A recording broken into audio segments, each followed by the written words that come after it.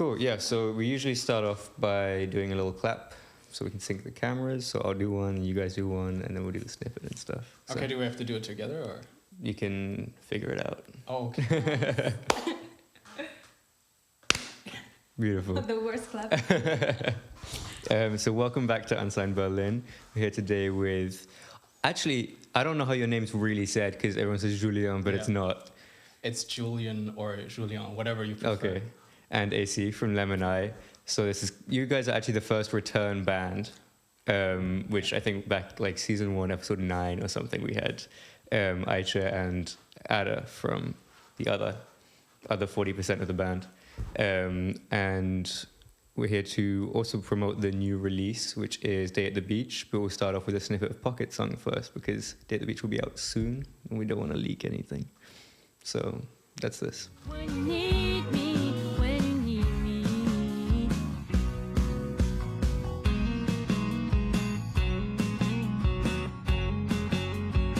And that was Pocket Song by Lemon Eye, and the mistake will be gone forever. So you guys record all your songs remotely with your producer, as I understand. How's that been? How's that experience? It's actually amazing because it's, for one thing, it's amazing what technology makes possible in these days. Like our producers, they're based in Turkey actually, and they're guiding us in the studio remotely. And they're also doing all the technical stuff. They're doing the mixing, the mastering, all in Turkey. And yeah, it's crazy how that works out, because I think the product in the end, it sounds so nice, even though we haven't met in person yet. At least we haven't met them yet. So Yeah. that's great. Yeah. Are you recording in a studio? Yeah, right? Yeah. So do you have a sound engineer helping out for like literally cables in places? Or how does that look? Well, I mean, actually, the first 2 songs we did it in really recording studios where no one was there actually to help. Mm-hmm. So we were actually on WhatsApp. We were, like FaceTiming and doing stuff like that, and sharing like, okay, is the mic like close enough? Mm-hmm. And actually, for Day at the Beach, we went to the studio where we rehearse, and they were super nice. So they also helped us setting things up. But still, we have the check with Dilar and Gane to make sure that everything is in place. And then is there lots of like files sending back and forth, or is it more like they take like actual control over the computer and you just kind of watch them produce? Yeah, exactly. Yeah, they use the software where you can like remotely control the computer. Mm-hmm. And so basically they do all of this, and so that we don't have to worry about that as much. Of course, we also have to do all the physical things in the studio. But I think also through this, we also learned a lot ourselves in the process, because we had to do still a lot of that ourselves. So that was also like a very great experience, at least for me, I think. Yeah. Do you feel like it puts more pressure on to have the song completely finished and like written with every part first, or is there still a lot of room to improvise and figure it out? That is a good question, Yeah. I think. At least for me, it helps to have the structure so that I know exactly what I will be playing in the studio. I guess we have a little bit of improvisation going on in terms of vocals, right? Yeah, actually for Pocket Song and Judgment Day, we had a very clear structure, and we didn't go so much, also because it was our very first recording sessions. And for Day at the Beach, we had our original structure, and we were like, okay, maybe we can try also to add some things there and remove them if it doesn't work. So it was actually a fun process. And the first 2 also, you're only doing backing vocals, but for Day at the Beach, there's a cello part? Yes, there is a cello part. At what point are you like, at what point do you feel like you have an opportunity to bring in the cello where you're like, finally we can do it, we can bring it in? Actually, like the thing, it was really Ada and Aisha who really pushed me to add the cello in general. And I don't know why, like some songs, you feel like it has a vibe for cello, some other songs not so much. And for Day at the Beach, like it's just, I don't want to say too much, but it's not there all the time. And some other songs, it's very like there. more central. It's much more Exactly, present, yeah. And that comes from classical training, of course, like you have to Yeah. for strings. But do you also have that for the vocal part as well, or is it something you kind of discovered through doing music anyway? I think I've kind of sung like all the Always. time. Yeah. Also with my family, because all my sisters were singing, so I think it was natural that, you know, you're doing Yeah, harmonies kind of. And then I took also some lessons, but Mhm. later in the process. Yeah. Yeah. And Julien, what was your because you play bass for the band. Yeah. How long have you been playing bass? Was it a similar thing where it's like since you were really little, or is it? Yeah. Yeah. I mean, I started off with guitar, as probably most bass players do. Mhm. But this is actually a funny thing, because I think many musicians, or at least like good musicians, as you just said, like they grow up in a musical household, so to say, and they've been exposed to music from a very young age. And for me, that was not the case. So like my parents are not musicians. They are also not really. I mean, my father is very interested in music. He like listens to all the famous dad rock Yeah. music. Mhm. And so I was exposed to music, like in a sense, but I didn't get musical education from a young age on, which I kind of think it's sad looking back. But so I started then learning guitar at age of 16, I think, Mhm. and I played a bit just for myself. And then I pretty quickly switched to bass, I think like around the age of 20. And Right. like I had guitar lessons with a teacher for I think 2 or 3 years when I was still in school, and a little bit after that. But then like the most of it is just like self-taught stuff. So Mhm. Wow. yeah, I kind of also, but this is also a thing that I right now I think I have to I have to like take lessons again, because especially when we're like rehearsing and seeing, for instance, how Ada plays, and the way he like he just knows his theory. I sometimes feel like a little bit inferior to that, because I feel like I know of course also a bit about theory and like how chords work and stuff like that, and how harmonies work, but still I feel like I want to get more into the theoretical side of it. So Yeah. To not just like go along with it, but also be able to drive it. exactly, yeah.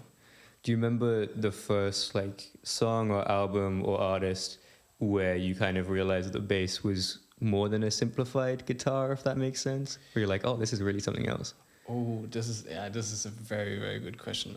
I mean, obviously the obvious answer would be Chili Peppers with Flea. Right. Mhm. What he does on basically every song is just amazing. But it's also for me,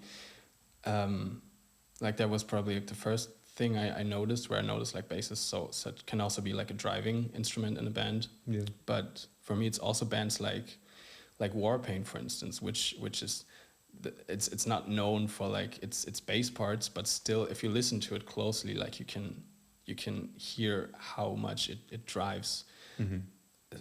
A lot of the songs are also like the Smiths, for instance. Like the Smiths are just known for like Johnny Marr's guitar lines and obviously for Morrissey singing. But if you listen closely to the bass, what the bass is doing in a lot of the songs, then you also notice, okay, there's something more to this instrument, which seems not so important at first, for many people at least. Mhm. Did you have a similar journey with cello, where I guess probably it started out where you're like kind of being forced to, maybe by your parents, and then at some point you're like, oh, there's actually really, after doing 6 years of practicing this, like there's actually really cool things. What was your experience like with that? Yeah, I mean, in my family, we kind of all like had to choose an instrument. It was also like, Can you just be careful with the yeah, mic and sorry. bring it closer? You can move the stand as well. Yeah, we're good. so yeah, we had to choose an instrument, and because I'm the fourth one of 4 sisters, then you know I couldn't take what was already taken. So Right. flute was taken, violin was taken. And I was like, okay, I will take the cello. I don't know why. I tried the trumpet, but it didn't really work out. It's a shame. Trumpet's cool. I'd love to be able to Yeah, play. but it's really tough. I really tried it, and I was like, Yeah. wow, this is. And I don't know why, because cello is way bigger. But I started, and I wasn't so good, to be honest. Everyone knows string, like that kind of family of string instruments is so It's a much, nightmare. so many hours of practice you have to put in to Yeah. get anything enjoyable out. Yeah, and I didn't actually practice so much, so that was a bit of a shame. And so yeah, for me, some years were a bit of a struggle, but then on the side we were like we had no choice. We had to also do like the small orchestra, 4 strings, and like as a cello, like when you're in an orchestra, it's super boring because you have like the low parts, very like violins have everything. So I really had this. I don't know. I grew up with cello not being such an important part of a group, let's say. Similar to bass when you're doing like kind of more dad rock type of like bands in high school, and it's like root notes. Yeah, exactly. Yeah, that's true. Did you actually also play? Sorry, if I can also ask a question. Did you actually also play with your family members? Yeah. Okay. Yeah. Together. Okay. Was that like sweet and fun, or like? Depends at what age. Yeah, when I was younger, I think it wasn't so nice. But also, like, we always do this thing, like, in the family, I don't know, for, like, big birthdays or stuff like that, we write songs and we do, like, kind of mashups and stuff like that. Damn. So, yeah. That's cool. Yeah, it's cool to have, like, a musical childhood as well. Because I'm similar to Julien, where it's, like, didn't really... Like, neither of my parents are musicians, my mom's into music, but not like that. Yeah. And, yeah. Do you remember if there was a album or an artist where you kind of... realize, oh, this is my own thing, this isn't what my parents are listening to, and that's why I know it, but this is like mine? Wow. You have some very great questions. Thank you. I'm very ashamed. You're ashamed of the answer. Now you can't not answer. Was it when like at a younger age or Yeah. Like for me, it was probably like, it's also not it's not like an amazing album, but there was the Black Panther album that Kendrick Lamar did, which was like, I guess 2016 or 2018 or something. And I was like, whoa, what's hip hop? Yeah. Even though it's like very poppy and I mean, now that you said it, I guess like for me, it's also hip hop, maybe even Kendrick Lamar. Maybe earlier would be even like some German hip hop because, like I said, my parents are very into like the 70s rock bands, which I also love and adore, like Hendrix, Doors, all that stuff. But when I first started listening to German hip hop, especially for me, I think it was a German rapper called Sido. And back then that was still considered to be gangster rap. And I think when I first heard that, like, and my parents were like, what is that? Like, why do you even listen to that? I think this was the first, the first kind of music for me, where I said like, okay, this is some completely different thing compared to what my parents were exposing me to. Yeah. So yeah, gangster rap. Wow. So Zido's like, that's embarrassing. Yeah. But at the time, gangster rap, and now Zido feels like very chill. Yeah. Exactly. But maybe that's also, I don't know his earlier music, to be fair. I mean, it's also like gangster rap, of course, also has this element of rebellion, I guess, against your parents. So I guess for many people that also comes naturally to just listen to. Yeah, it makes sense. It's like every generation has it, where it's like the last one. Yeah, it was just rock the generation before us, I guess. And what about you? What are you ashamed of? Actually, like I was the opposite of that. I was never really rebellious, let's say. Or never like really rocky. I feel like we're really the opposite in terms of background. That's true. Yeah, I was really like not into rock or anything. And my mom a bit more, and now I'm actually going more in her direction. I mean, soft rock, let's say. But I don't know. I was really... my parents were not really into musicals, and I was a lot, and that was... Sorry, that's what I'm ashamed of. So yeah, that's that. I mean, I don't know. It's not super. It's not a shame, but. Do you remember if there was one that stands out that you were like really obsessed with when you found out? Yeah. Was it High School Musical? Oh, but of course, like this is like Has no. To be. But was it High School Musical? Or was there another one? There was like when I was 16. I was a huge fan of the Phantom of the Opera, which is really like super classical. Yeah. And I don't know. Not even a musical; it's like an opera, no? Yeah, exactly. Yeah. And I was like super obsessed with it. Damn. And look at us now. We're doing like kind of rock, so opposite of. But classical influence still, as well. That's true. Yeah. So this is part of. Am I right in thinking it's part of an EP, or it's several singles coming out? I mean, right now it's just several singles coming up.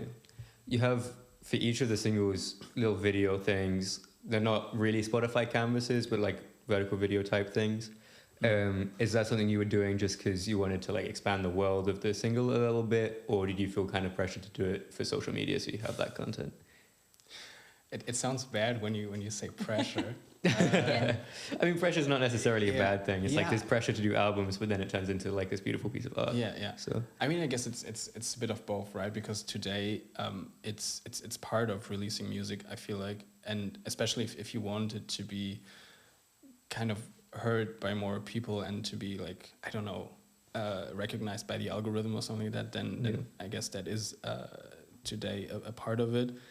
But also, obviously, it's fun to shoot things and to have cool visualizers and to, of course, also to like bring your creative ideas of songs into by way of filming visual things. So at least for Judgment Day, for instance, that was the thing for Aisha with her because idea. with the like washing. With the teddy bear and Oh yeah.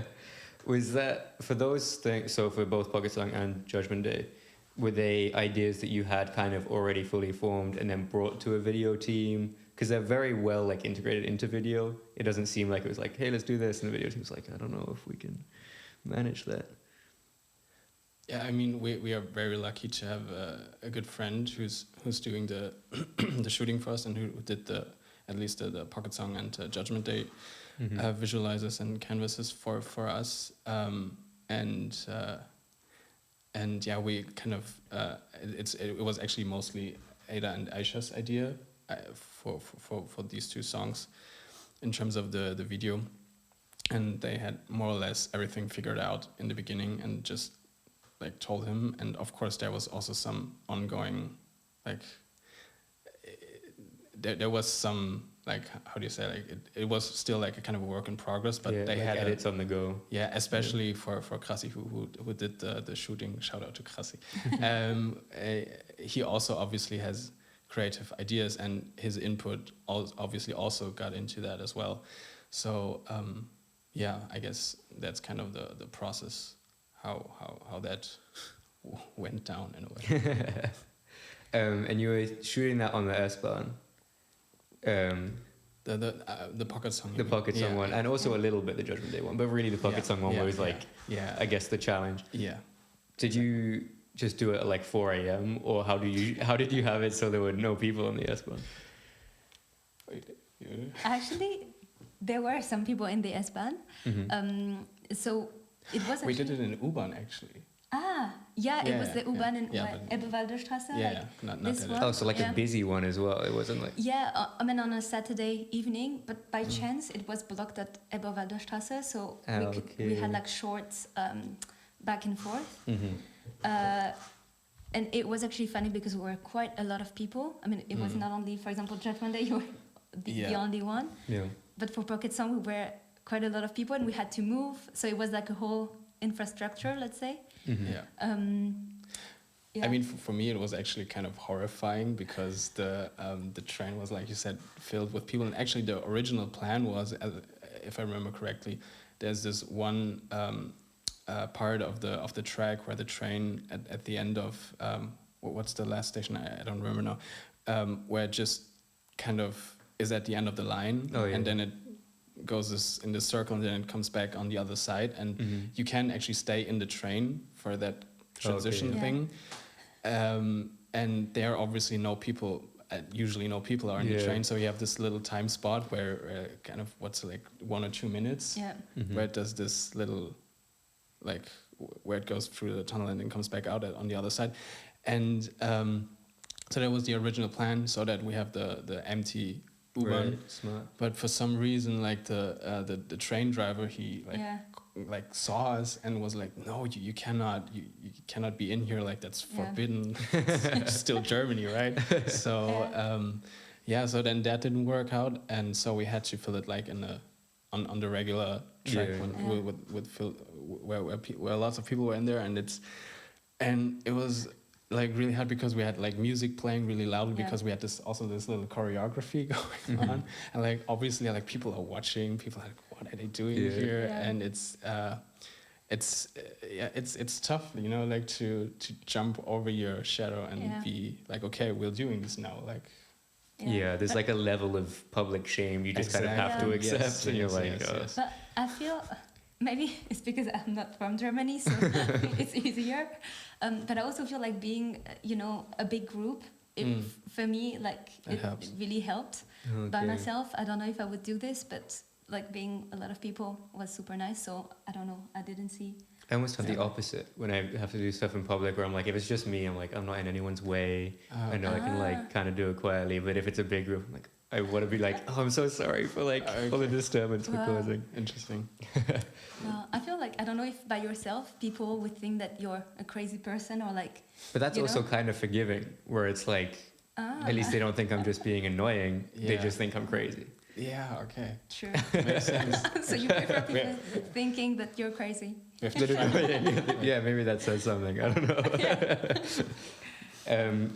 Is there anything you'll really like? You did a video, or you're prepping for a video shoot now, and doing some of it. Is there anything, either live show wise or doing videos, that you're really looking forward to over the next kind of couple of weeks or months? Definitely, yeah. I did the video shoot for once, because this is going to be like the first proper like music video, because first it was like only these like visualizers or canvases or like small little videos for TikTok, Instagram, whatever. But now this is like going to be the first proper one, and there's a lot of work going into that, especially a lot of work by Ada, our guitarist.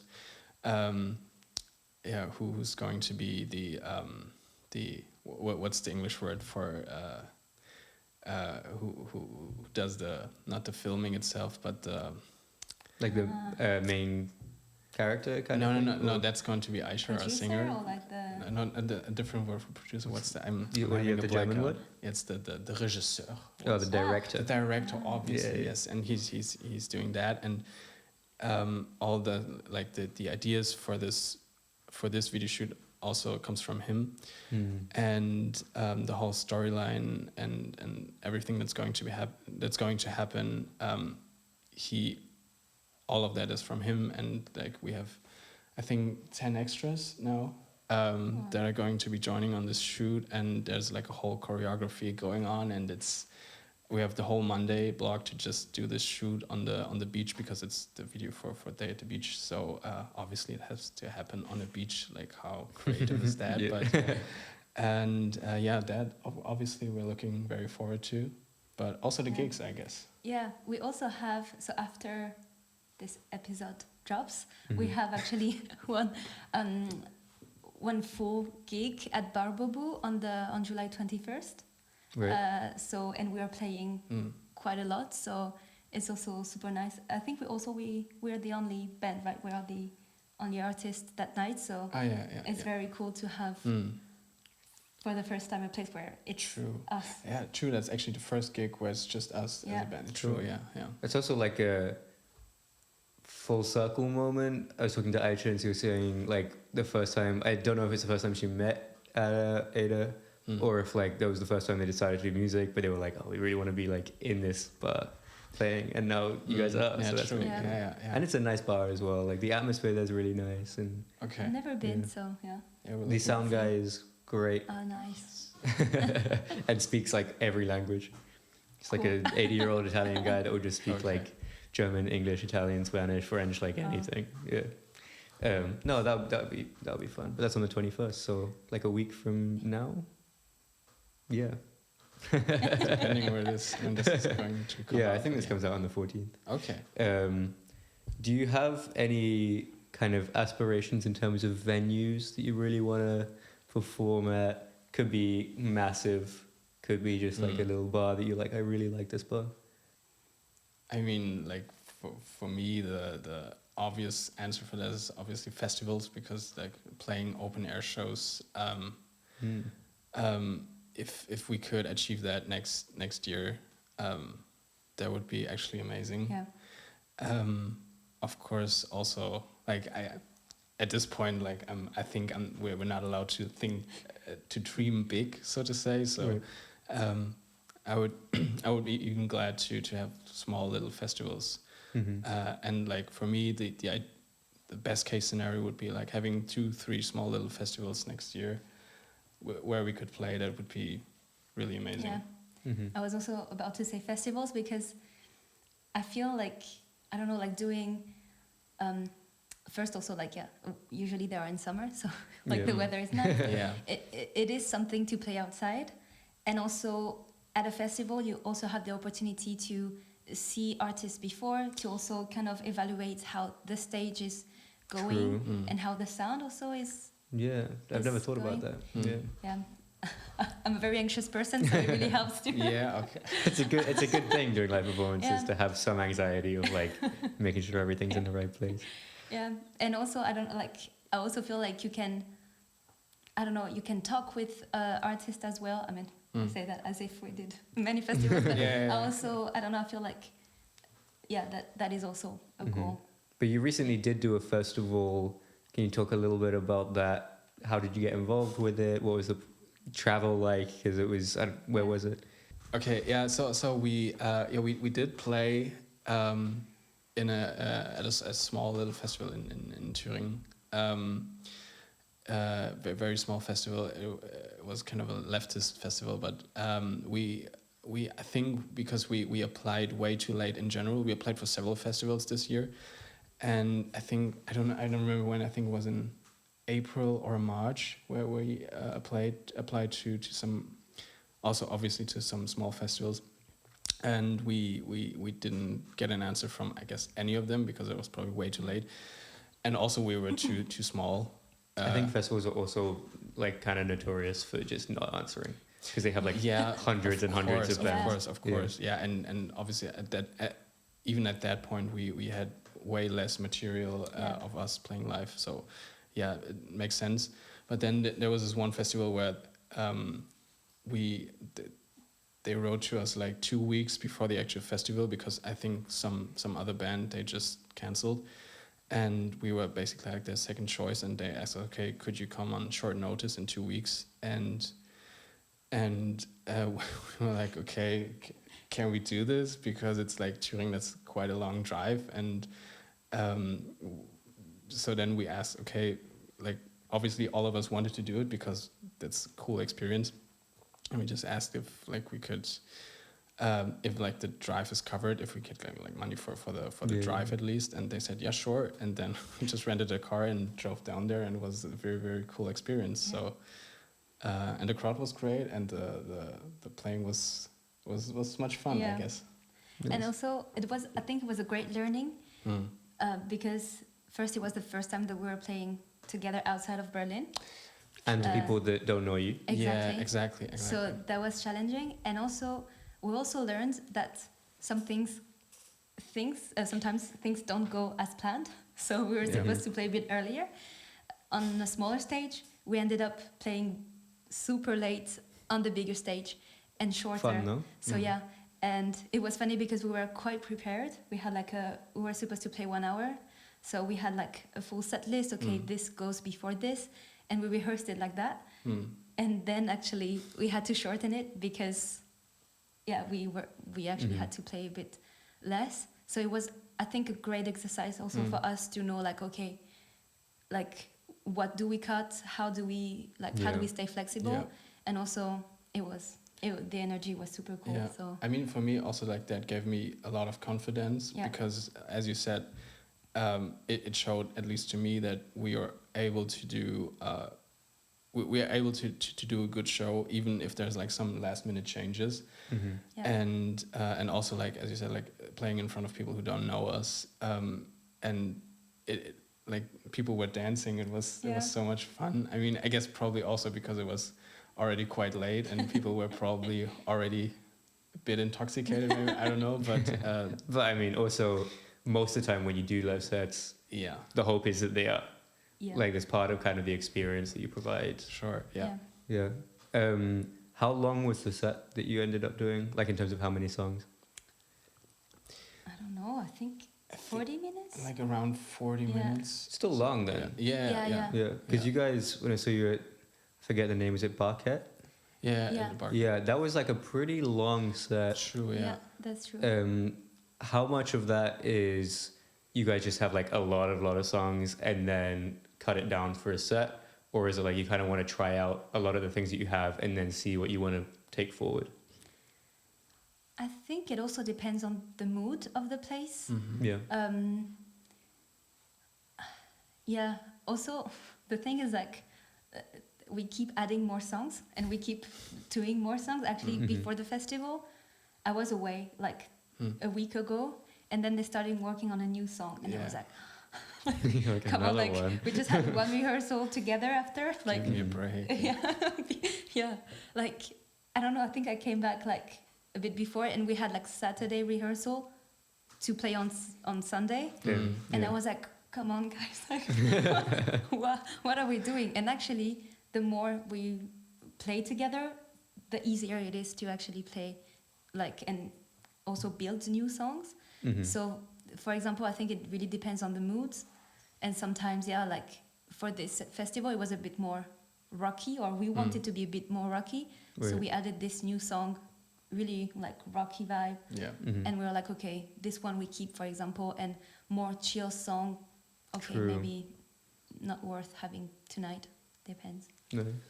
Yeah, but also like in the next 2 upcoming gigs, I think we're also playing all the new songs that we haven't played yet live. So because obviously, like as you said, this is like, at least for me, also so important to see how the songs are received when you play them live, because you notice, I think, also so many important things in a song where when we play them live, for instance, like it could be like really small things where you just say like, okay, maybe let's not play the chorus twice here, or like the bridge, let's shorten the bridge, things like that. And I think these are the moments you only noticed, or you can only realize when you're playing them in front of people. So I guess also it's kind of our idea to test also songs live. So meaning like to as soon as we have new songs, like we also, I guess we also want them to play them live. So. It's also cool from like a fan basis of, obviously you guys probably don't notice, but like if I have a few friends that are in bands that I'll go and support, but then it's the same set list every time. Just like I'm still there to support, but it's not that exciting because I've heard it all before. So knowing that like when I go watch the Bob Obo gig, like it'll be new stuff, it's kind of cool. True, And it gives people incentive to come again, which I feel like, I don't know, it feels like maybe there's some shift in how live performances are done recently. So maybe that's like a cool thing to keep going as well. Yeah. You mean like the things, for instance, when I think it was all the big bands, right? They do this right now. For instance, I think I heard like when, for instance, Metallica, when they're playing, so they have like 2 shows in one city, and then on one on the first show, let's say they're playing those 2 famous hits, and then on the other show they're playing the other hits, so that if you like want to see all of the hits live, so you have to basically come and see the 2 shows. Smart. I didn't know they did Good that. strategy, Because there's a lot of like kind of Taylor Swift, Kendrick Lamar type of artists that will have like a different one. They'll have a similar performance but with something like unique in each city, so that people will share it on Instagram, and it's like an immediate way to do publicity without having to like do it yourself.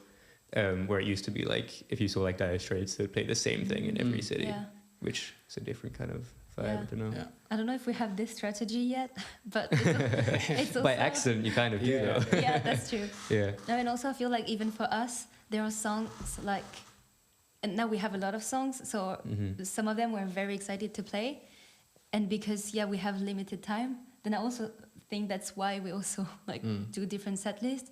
Also because we want to play all our songs and try them out. How often are you guys writing new songs? Because you're a relatively young band in terms of, you guys have been a band for a year or 2 now. It's a bit more than a year, I guess. A year and a half, I think. So that's like, I don't know, say 60 weeks. You guys have 20 songs maybe? That's quite a lot. I don't think is it 20 though? I don't Well, like, I think we at least, more than 10 definitely. That's true. Maybe we're like around 15 or something, because for the set list for 1 hour, we were like, 11 songs? So we have still at had least, to cut things, Yeah, I mean, this is also a thing that is very crazy to me to see how the output is, because most of the songs, I guess so far, most of the songs, they're just ideas from Aisha and from Ada. Sometimes they like come up with a thing together. Sometimes it's just Aisha, just Ada who comes with an idea, and then this is so interesting to me because like. Many of the times they already have like a complete structure in mind. Yeah. So it's not just, okay, like, look, I have this cool riff, which is a way like I approach songs usually. I just say, okay, here's a cool riff. I have maybe some other idea that would work with that. But then I would give it to the others and say, like, okay, let's see what we can make of this together. But they're very much like, okay, I have a song that is more or less finished, at least in terms of guitar and vocals in a way. Prior to that, it's funny because I feel like sometimes it really changes like the way like they approach songs. Like for example, is it like Cosmo Cocktails that you started with the with the riff and then disco like funky bassline? I was just thinking when you mentioned that, I was like, it stands out. There's a couple songs that stand out as being like pretty funky compared to like more indie rock, and is that usually bassline comes first? Okay. But also Aisha is just really quick. Like I never worked with Ada, but working with Aisha to do songwriting and stuff. Like and she has crazy. she has very good lyrics. Mm-hmm. I don't know. I feel like the lyrics are very tough. Melody is easier, but I don't know how. Sometimes like even just like jamming, like she comes up with lyrics like right away, and I'm like, come on. Yeah. How often do you feel like you guys abandon ideas? Is it usually you'll like finish a song and then be like, okay, it's probably not going to make it on the set list, or maybe you spend an hour on it and you're like, this is just not going anywhere, like abort. Abort. I mean, I guess we have a few songs that we haven't touched in a while because we think like maybe they don't work as great, or because we think they still need some work. But then comes this other thing which we just talked about. So then new ideas come in, and just like the old things, they just lay there somewhere, maybe never to be played again. I don't know. Yeah. But I don't think it happens that often that we kind of. I think maybe it happened a bit more at the beginning. We have a few songs I think like in the backlog, and funny because we had songs that we didn't play for. Not years because we're still young, but like that we really started like quite quickly, and then we really left them on the side, and now we're going back to them again. I don't know if I'm allowed to say names of songs, but I mean, it doesn't mean anything to the listeners that don't know them. Perfect. So. So like Don't Stop the Music, for example, or Ounce of Sleep, we had it like early when we started.